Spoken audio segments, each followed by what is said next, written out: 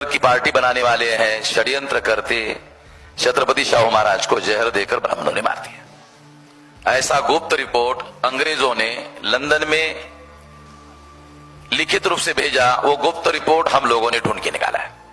वो रिपोर्ट की कॉपी हमारे पास है।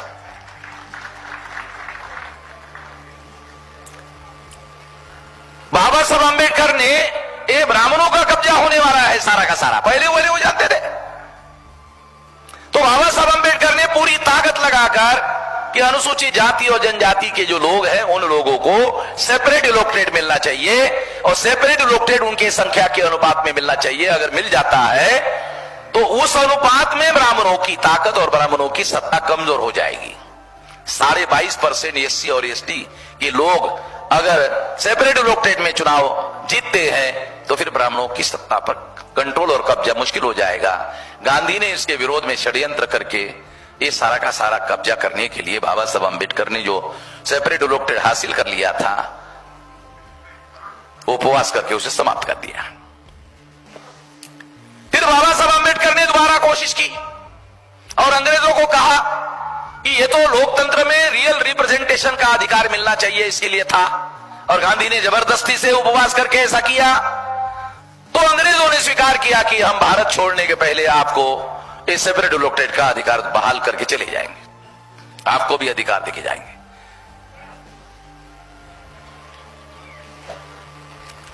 जब ये बात व्यवहार में आने की सूरत पैदा होने लगी तो गांधी और नेहरू ने प्लान बनाकर माउंटबेटन के सामने प्रस्ताव रखा कि हम भारत के टुकड़े करने की योजना को स्वीकार कर सकते हैं, हमारी एक शर्त है, डॉक्टर अंबेडकर के लिए आजाद भारत में सेपरेट इलेक्टेड ना दिया जाए। इस बात को गांधी नेहरू ने स्वीकार कर लिया। माउंटबेटन की बात को, जो उनका भारत के टुकड़े करने का प्रस्ताव था, स्वीकार किया। इसके मेरे पास डॉक्यूमेंट्री एविडेंस है और उस पर मैं बसों से उसके डॉक्यूमेंट इकट्ठा कर रहा हूं बहुत सारे। वो आने वाले समय में वो किताब पब्लिश होगी। मैं ये सारा हिस्टोरिकल डाटा आप लोगों को इसलिए बता रहा हूं कि जैसे काशीराम जी ने कहा, मनी माफिया और मीडिया, पैसे का इस्तेमाल किया, माफिया का इस्तेमाल किया, मीडिया का इस्तेमाल किया। मैं अपने विश्लेषण में आपको बताना चाहता हूं, मनी माफिया एंड मीडिया के अलावा एससी एसटी ओबीसी का वोट प्रभाव शून्य करने के लिए हिंदू मुसलमान का ध्रुवीकरण करने का षड्यंत्र किया। भारत में या तो हिंदू है या तो मुसलमान है और तीसरा कोई है नहीं, कोई तीसरा एलिमेंट नहीं है। इसको रोकने का काम 1848 को ज्योतिराव फुले के द्वारा शुरू हुआ, बाद में शाहू महाराज में इसने रोकने की कोशिश की, बाद में बाबा साहब अंबेडकर ने इसको रोकने की कोशिश की और सबसे ज्यादा शक्तिशाली तरीके से, बहुत होशियारी से बाबा साहब अंबेडकर ने इसको रोकने की कोशिश की। आजाद भारत में जो संविधान लागू हुआ, संविधान लागू करवाने में दो बड़े आदमी का बहुत बड़ा रोल है, ऐसा मैं मानता हूं, क्योंकि ये दो बड़े लोगों ने इस बात का ऐलान किया था कि अंग्रेज भारत छोड़कर जाने के पहले संविधान निर्माण कर ले। ये दो लोग थे, बैरिस्टर मोहम्मद अली जिन्ना और डॉक्टर बाबा साहब अंबेडकर। इन्होंने ऐलान किया था कि अंग्रेजों को भारत छोड़कर जाने के पहले भारत में संविधान निर्माण करना चाहिए, नहीं तो ये लोग आजादी मिलने के बाद गांधी और नेहरू भारत में मनुस्मृति का कानून लागू कर देंगे। अगर अंग्रेज के निगरानी नियंत्रण में संविधान लागू हो गया तो फिर इन लोगों को मनुस्मृति लागू करने संभव नहीं होगा। तो ये कोशिशें इन सारी बातों को सिद्ध करती है। इतनी मजबूत कोशिश, इतनी स्ट्रांग कोशिश, इतनी शक्तिशाली कोशिश, आज हिंदू राष्ट्र निर्माण करने में अगर सबसे बड़ा अवरोध अगर कोई है तो संविधान है।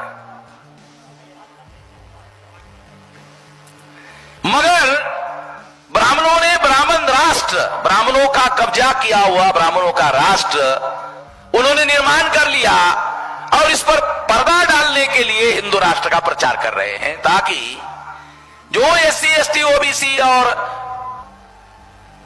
इंक्लूडेड एक्सक्लूडेड मराठा हो, रेडियो हो या दूसरी और बहुत सारी मध्यम जातियां हो जो वर्ण सिस्टम में शूद्र जातियां है,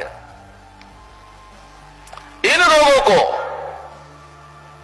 या इनका हिंदू मुसलमान के नाम पर ध्रुवीकरण करने से इनके भी सारे के सारे अधिकार खत्म हो रहे हैं। तो मैं ऐसा मानता हूं और इसे बहुत बारीकी से जानता हूं, इसे बारीकी से समझता हूं, और जो हमारे पुरखों ने ब्राह्मण नियंत्रित राष्ट्र निर्माण करने की जो प्रयास हो रहा है उसको रोकने के लिए क्या किया जाना चाहिए, पूरी ताकत से वो उन्होंने जो कुछ भी किया उसमें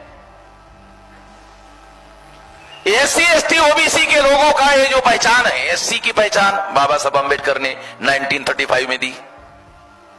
एससी की पहचान हिंदू बनने के लिए सबसे बड़ा अवरोध है, एसटी की पहचान हिंदू बनने के लिए अवरोध है, ओबीसी की पहचान हिंदू बनने के लिए सबसे बड़ा अवरोध है।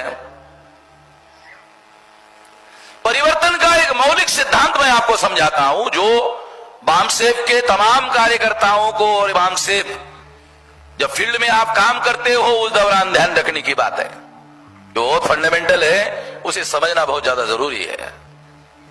परिवर्तन किसका होता है? परिवर्तन का जो सिद्धांत है वो समझाने के लिए, जो इग्नोरेंस में गलत काम करता है उसका परिवर्तन होता है। मान लो ब्राह्मणों का धर्म एससी एसटी ओबीसी ने स्वीकार कर लिया, उसके बाप का धर्म नहीं, उसके दादा का धर्म नहीं, उसके लकड़ दादा का धर्म नहीं, उसके बाप दादा लकड़ दादा को गुलाम बनाने वाला धर्म है। तो इसका मतलब है अगर ये आज स्वीकार कर रहा है तो इसका मतलब ये है कि ये इग्नोरेंस में स्वीकार कर रहा है। अगर वो इग्नोरेंस में स्वीकार कर रहा है तो उसमें परिवर्तन संभव है। समझ लो, बहुत फंडामेंटल बात आपको बता रहा हूं। आरएसएस में 10-10, 15-15 साल रहे हुए जो लोग हैं ना एससी एसटी ओबीसी के, तो आरएसएस के लोगों को भी डर लगता है कि ये आदमी वामन मिश्राम का भाषण सुनने के लिए नहीं जाना चाहिए।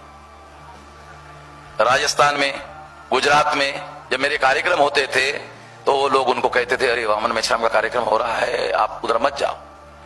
मगर मनोविज्ञान का एक सिद्धांत है, सिगमंड फ्राइड दुनिया का सबसे बड़ा मनोवैज्ञानिक था, वो और उसकी बीवी गार्डन में घूमने के लिए जा रहे थे, उदाहरण के लिए बता रहा हूं, मनोविज्ञान।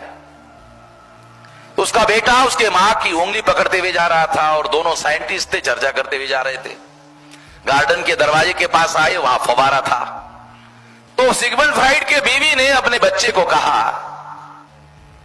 ये फव्वारे के पास मत जाना।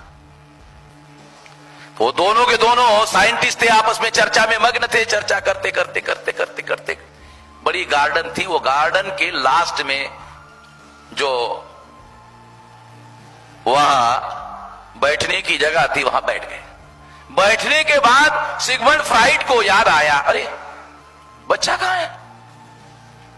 तो सिगमंड फ्राइड ने उसके बीवी को पूछा, क्या तुमने बच्चे को ऐसा कहा था क्या कि यहां मत जाओ वहां मत जाओ? कहा था।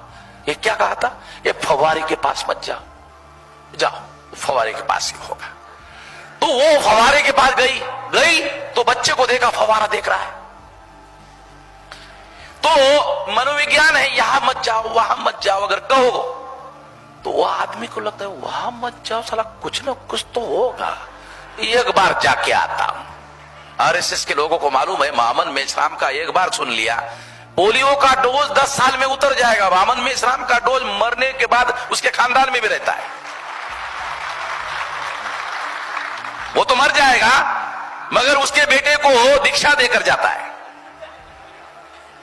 और मरने के पहले हमको खबर करता है कि मैं अगली पीढ़ी को अभी आपके साथ जोड़ रहा हूं। से बहुत सारे उदाहरण है हमारे पास। राजस्थान में ऐसे आरएसएस के फुल टाइमर लोगों को उन्होंने कैसे रोका, इसके सबूत हमारे पास है। गुजरात में रोका, कैसे सबूत हमारे पास है। तो आरएसएस के लोगों को भी क्यों डर लगता है? क्योंकि इन लोगों को हमने इग्नोरेंस में गधा बनाया, इनको इग्नोरेंस में गधा बनाया। और वामन मेश्राम के बाद जाएगा, जागृत हो जाएगा, बदल हो जाएगा। तो इग्नोरेंस में अगर आदमी कोई गलत काम करता है तो परिवर्तन संभव है। परिवर्तन के सिद्धांत को समझो। परिवर्तन कहीं भी नहीं होता। कोई आदमी जानबूझकर, विचारपूर्वक, सोच समझकर अगर कोई काम कर रहा है उसमें परिवर्तन होगा। कैसे होगा? बिल्कुल नहीं होगा। जो आदमी जानबूझकर, विचारपूर्वक, योजनाबद्ध तरीके से काम करेगा उसके अंदर परिवर्तन होने वाला नहीं है। तो हम जो परिवर्तन करने वाले लोग हैं, और मैं जो इतिहास आप लोगों को बता रहा हूं, हजारों साल का झगड़ा इस देश में ब्राह्मणों का और हमारी लड़ाई हजारों साल से है। ब्राह्मण हिस्टोरियन इतिहास लिखता है, तो इतिहास में क्या लिखता है? देखो इतिहास कैसा लिखता है ब्राह्मण हिस्टोरियन। ये भारत की सबसे बड़ी समस्या हिंदू मुसलमान की समस्या है। क्यों? एससी एसटी ओबीसी नहीं है, नहीं है, है नहीं। मुस्लिम लोगों का आगमन भारत में होने के पहले, चलो ठीक है तुम्हारी बात मान लेते हैं, हिंदू मुसलमान की समस्या है। मुस्लिम लोगों के आगमन के पहले, जब मुस्लिम भारत में थे ही नहीं, आगमन ही नहीं हुआ था, आगमन होने के बाद हिंदू मुसलमान की समस्या सबसे बड़ी समस्या हो गई। उनके आगमन के पहले किसकी समस्या थी?